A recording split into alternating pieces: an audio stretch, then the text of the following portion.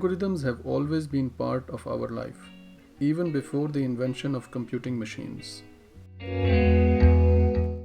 However, computers rely on algorithms for everything that they do. Designing an algorithm is not a difficult task, but designing an efficient algorithm for a complex problem can be challenging at times.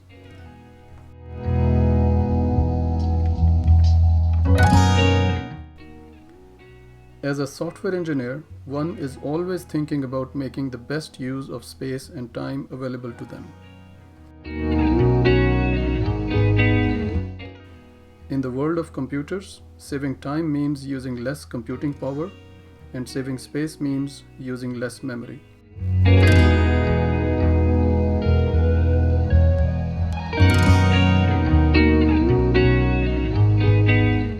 If you see the word complexity analysis within the topic of a video in our channel, it would mean that we will try to design and understand the algorithm in question, and will also try to analyze its complexity to ensure that we have created an efficient algorithm.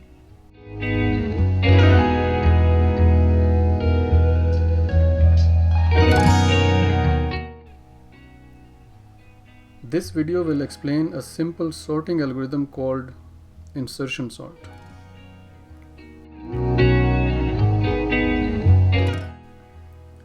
After designing the algorithm, we will calculate its runtime complexity and identify the best case and the worst case scenarios.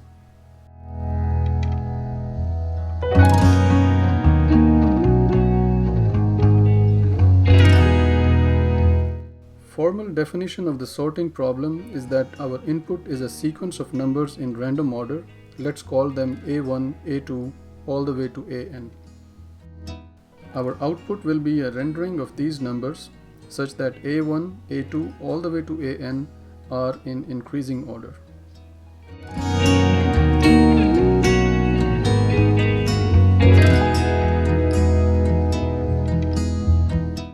Insertion sort is similar to how a person arranges a set of playing cards in their hand while picking one card at a time from the pile of cards on the table. They pick one card and find its appropriate place in their hand by comparing it with each card from right to left. The cards in their hand are always properly sorted.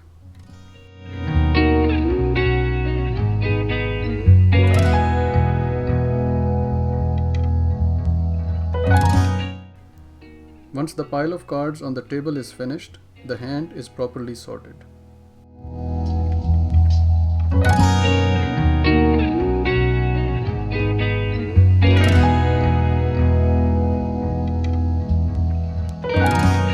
We will use two loops, a for loop and a while loop to be exact, for the implementation of this algorithm.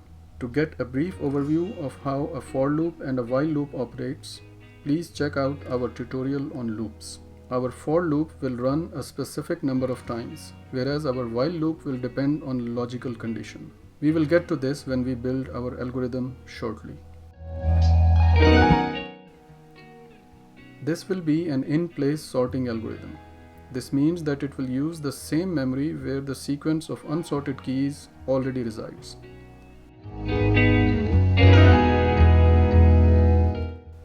Probably one spot or variable will be used to swap the key trying to find its place in the sorted subsequence.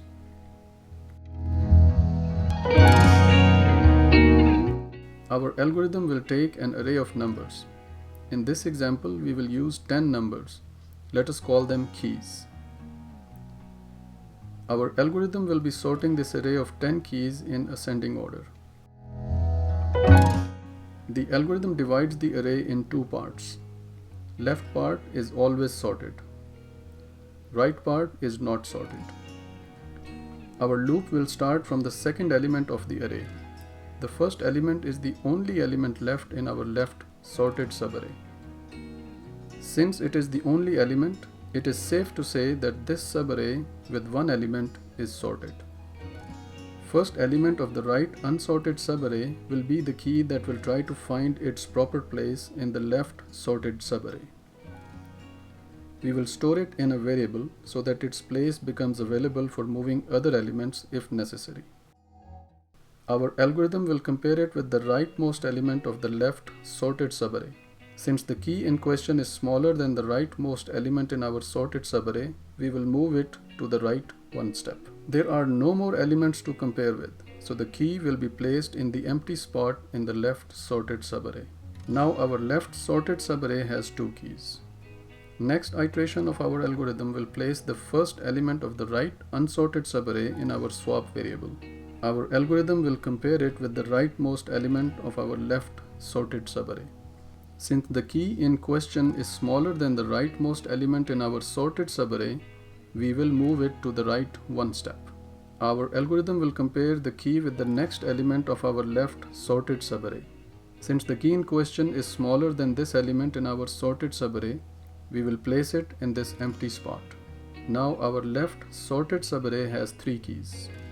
Next iteration of our algorithm will place the first element of the right unsorted subarray in our swap variable. Our algorithm will compare it with the rightmost element of our left sorted subarray. Since the key in question is already greater than the rightmost element in our sorted subarray, we will place it back in its own place. This key is now part of the left sorted subarray, and this subarray has four keys. Next iteration of our algorithm will place the first element of the right unsorted subarray in our swap variable. Our algorithm will compare it with the rightmost element of our left sorted subarray.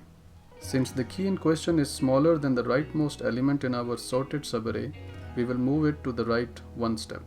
Our algorithm will compare the key with the next element of our left sorted subarray and keep on doing the same operation until it either reaches the left end of the sorted subarray or finds an element which is smaller than the key. This time the key will make its way all the way to the left since it's smaller than all other keys. Now our left sorted subarray has 5 keys. We will keep on repeating this logic until our right unsorted subarray becomes empty.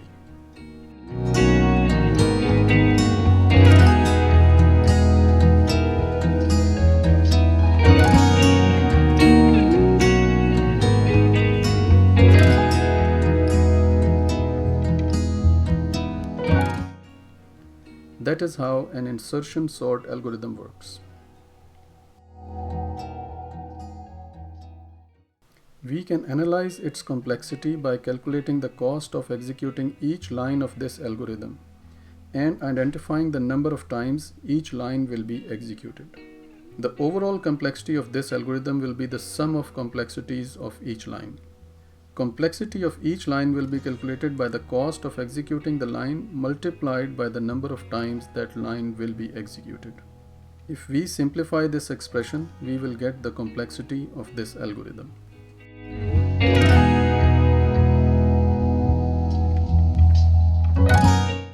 The best case scenario of insertion sort occurs when the input array is already sorted. This would mean that our inner loop will be executed only once for each outer iteration. That would simplify our complexity to an plus b, making it a linear function of n, where n is the number of elements in the input array. However, when calculating complexity, one should not expect the best case scenario to occur very frequently. That is why calculating the worst case and average case complexities are more important.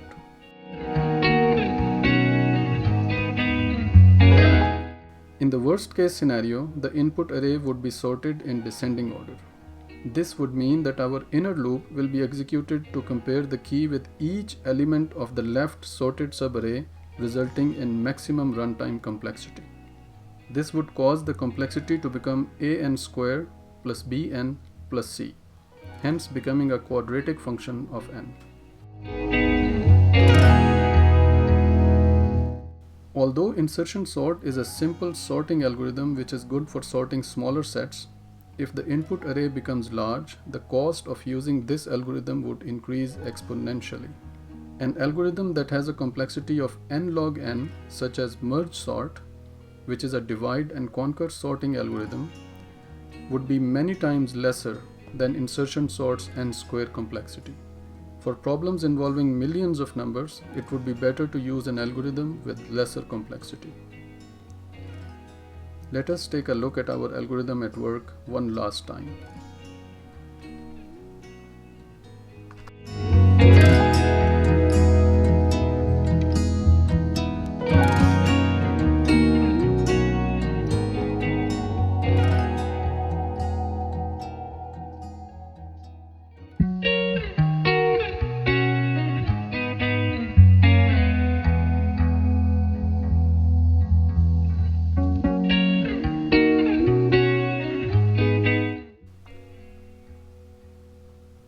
We hope you enjoyed this video.